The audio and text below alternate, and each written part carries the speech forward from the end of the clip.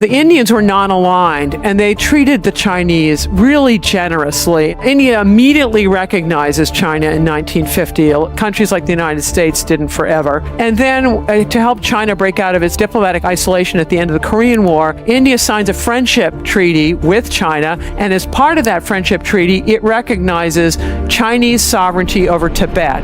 Meanwhile, the Chinese want to complete their control over Tibet, and so they're going to send big armies up there. Tibetan culture, it's of Indian origin. It's not Chinese origin. So this repression of Tibetan culture just appalls the Indians. The Chinese come to the Indians and say, look, why don't we do a swap on sovereignty? You recognize our sovereignty over that Aksai Chin plateau where nobody lives, and then we'll recognize your sovereignty over this much more densely populated Arunachal Pradesh. And Nehru doesn't want to hear anything about it. So, during the Cuban Missile Crisis, when Russia is much too busy, this is when China launches the 1960 Sino-Indian War, and China just plain takes the Aksai Chin Plateau. The Indians are appalled because they don't have any roads to be able to deploy up there, whereas the Chinese do. Their defeat is just total, and they can't believe the Chinese did this to them. Here's Nehru afterwards. There are not many instances in history where one country, that is India,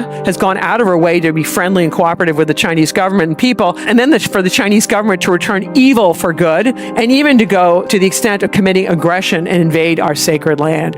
Who does this? I get it, the Chinese get the territory they want, but what they have done is taken a country, India, which had its leadership terribly idealistic, not interested in becoming militarized at all, and making them angry forever. India immediately doubles the size of its army within the next 10 years to up to 750,000 people, creates 10 mountain divisions useful against China, and they've never ceased being so angry. What if, instead of playing this game this way, China and India had teamed up? I would suspect we would be in a very different world order now. But this is China's decision, not India's fault on this one.